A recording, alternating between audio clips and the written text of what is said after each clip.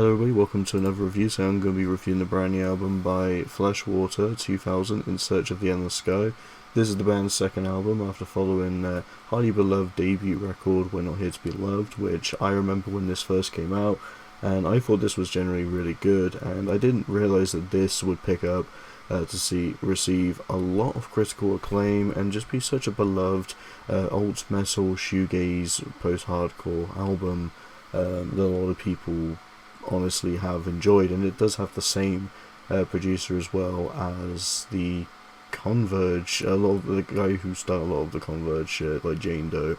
So he's definitely got some talented production and ideas on him. So Fleshwater have come back with a second album with another bird on the cover. So we had a rubber duck on the first one, but now instead we got an upside down swan on what seems to be a kind of vaporwave 90s or noughties retro style. But when I think of it, I just think of Windows 97 angel dust when I look at it. So it's nice that we actually get a whole glimpse of what Fleshwater have in store following their debut. Where are they going to go from here? And we know where they've gone. They've gone for what is kind of a more 90s sound, as well as pushing this sort of lighter touch and tone onto the whole record.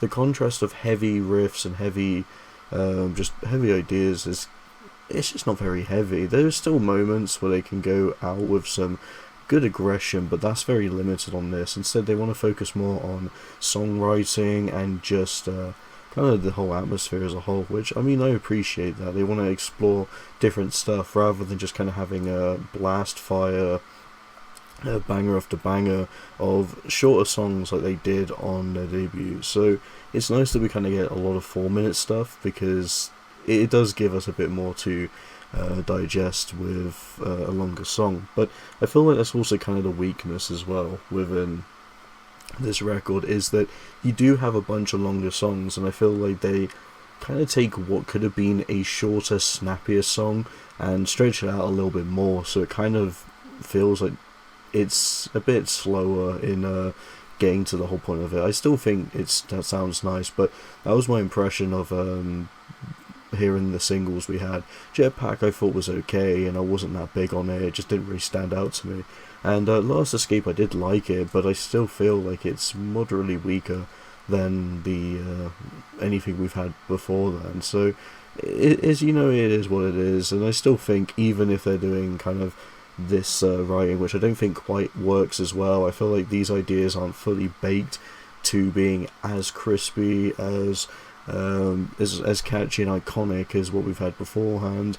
I still feel like they kind of work in their own way for this whole aesthetic. I just feel like it was never going to top what they did before, so the band just embraced this different sound, different ideas to give it a whole new personality, so they're not just a one-trick pony, and I respect that with Fleshwater. It feels like stuff you'd hear from the band, but at the same time it doesn't quite have the vigorous anger that they normally portray, and I think that's kind of a nice way for them to explore here. Some highlights of this generally are Green Street, Jerome Town, Sundown and Raging Storm for me are the best stuff on here, hands down. There's some great moments. I don't really think there's a memorable chorus quite as catchy as we've had beforehand. I just don't think it really worked as great, but I still like all the components into each track.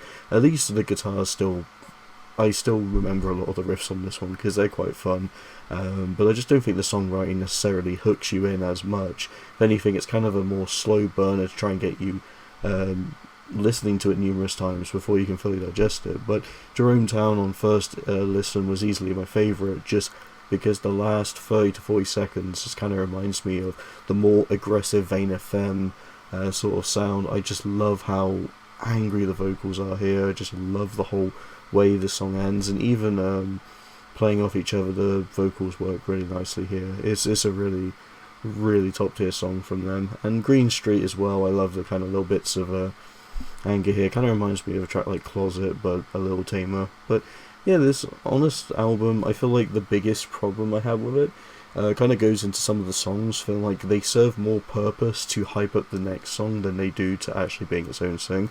Drowning Song to me, it's good, but I'm pretty sure that by the time I start to realise, oh, okay, Drowning Song, this is where it's going, it goes into Green Street, and I feel like, if anything, it just makes Green Street feel like this grand opener track, and Drowning Song just kind of exists to hype it.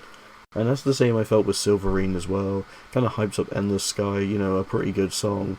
And it just, I honestly wished instead, if they were just going to go that way, they just made these interludes, or just made them longer outros on the previous song. But I'm not complaining either. I still feel like they're still good additions, and they do work in their own way. They're just not as good as songs as what pretty much succeeds it. But as a whole, I wasn't expecting this to be breathtaking or groundbreaking for the band. I was expecting just another good Fleshwater release, and that's what it is. I don't think it's anything monumental, but certainly still an impressive effort. So overall, I'm going to give this one a 3.5 out of 5. I quite like this one, and that's pretty much what I have to say. So I hope you all enjoy. Thanks so much for watching, and see you in the next video.